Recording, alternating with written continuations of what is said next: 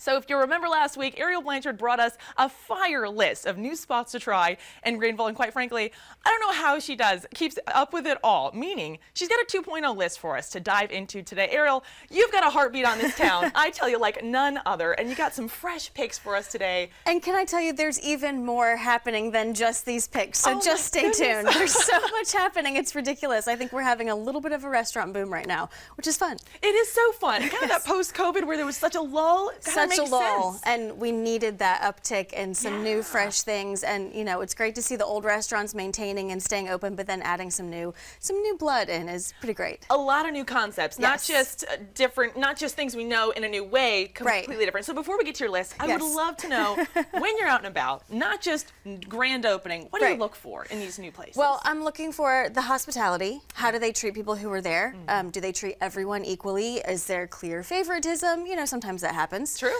Is the environment somewhere that people just feel comfortable? You know, is it nice just to be in there? Did they take care with the art and the place settings and the environment and that hospitality feel? Like, does it feel like you want to come back there?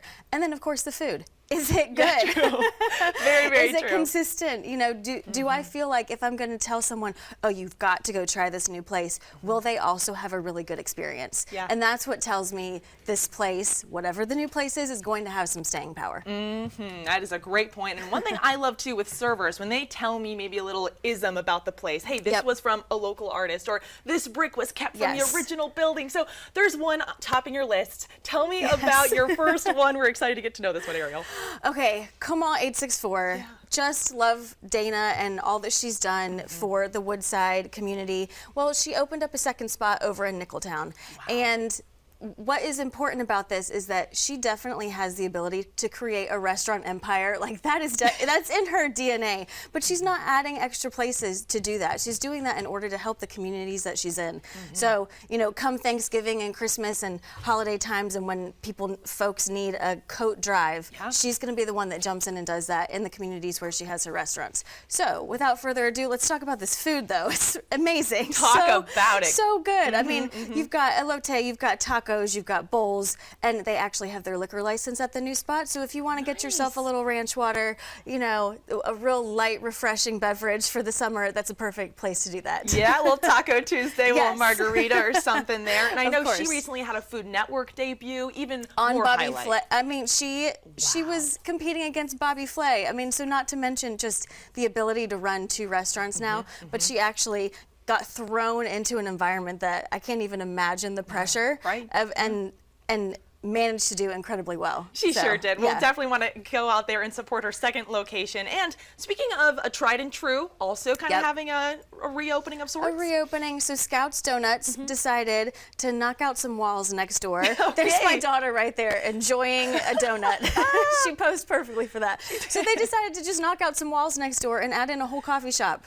So instead of just being open for donuts, which there's nothing wrong with just having donuts, they added in a whole coffee component with their friends Bridge City Coffee, and so you can go in there and get house-made syrups. I had a brown sugar latte, and I don't do sweet coffee. I'm one of those that's kind of a purist, but that brown sugar, it was brown sugar cinnamon, and it had so much flavor, and it wasn't even that sweet. I'm just going to go ahead and recommend that as a good pairing if you're eating a pile of sugar in your donut. It works well together. Well, and speaking of environment, I mean, so bright, so colorful in there. I know that you got to experience it too. I mean, it's pink and happy, and in the back they've got a little children's area with a little library for kids too. So you know, if you're looking for an outing for you to do in the summer, you've got little kids, go on over there. They're open at 7 a.m. every day but Sunday until 4 p.m. So now you can get your donut fix later in the day. That's what I'm talking about. Yes. These are the questions I want answered, Ariel. Well, I know they even have a local girl do the wallpaper there. She custom made it. So lots of neat stories. It's just really local and special in there.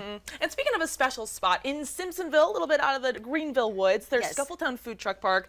A special guy is there doing some things. So Half-Rooted Food Truck is in Scuffletown, but here's what he's done. He's actually opened up a spot downtown in Ray's. Okay, so of all the places that you're thinking, I'm going to go get Colombian food, probably Ray's is not what you're thinking. Because, come on, Ariel. Because it is a very popular nighttime bar, but maybe the nighttime bar is not your thing. So go in there earlier in the day. They start taking orders after 4 p.m.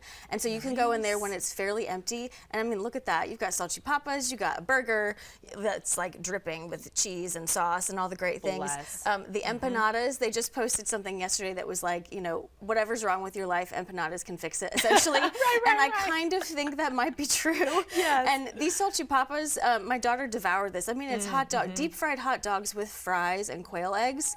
This is a patacon, which is, the base is plantains, and then you top it with all of this incredible meat and slaw and sauce, and like, I mean, I'm now just reliving this moment over and over Are you again. salivating, Ariel? What's going on? Right. Also, there's a hot dog. There's a Colombian hot dog that's topped with crushed chips that, you know, if you know anything about me, you know that if there's a hot dog on the menu, I'm going to order it. True. So, recommend that experience as well. And you can get takeout from there. If you're like, I'm just not going to go hang out in Ray's, but I really want this food, and I happen to be downtown Greenville, let's go. You just order it on their website. It's really easy. And I've had half-rooted many a time, and it's not so like Colombian to where you're like, oh my gosh, I can't handle this. Right. It is very, very easy going on. It's very approachable. They also do a lot of vegan things and gluten-free, so if you have dietary restrictions, they're really, really accessible. Yeah, and if you're downtown, you might as well stop at M. Judson Might as because well. they've got something cooking, Okay, so something I did not realize about M. Judson is that when you sit in those front windows of the bookstore and look out into the square, that might be the best people watching in Greenville. So I've got an experience for you all. They just launched what they're calling Golden Hour. They say it's a new little restaurant component as part of Camilla Kitchen.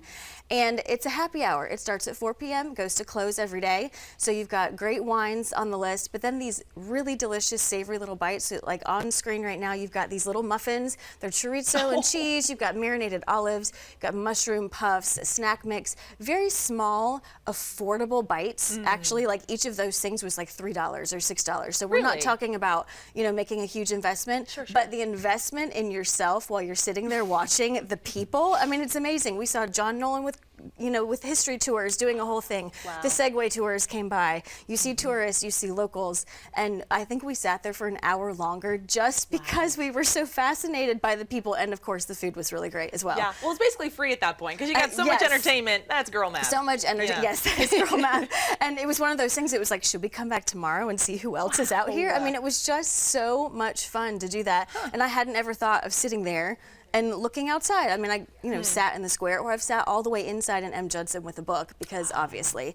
That's just the, you know, that's the low-hanging fruit of it. But let me tell you, look outside and see what's happening out there. It was really, really fun and delicious. Okay, well, I'm excited to try all of those this weekend. I hope you guys do too. We definitely want to have you stick around. Can you stay later in the show, Ariel?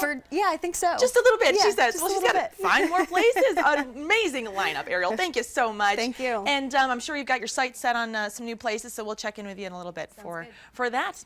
And to see what else she's got in the works on your screen now, you're going to find her socials. And honestly, I'm just going to call that Greenville's Food Diary because she's got a heartbeat on it all.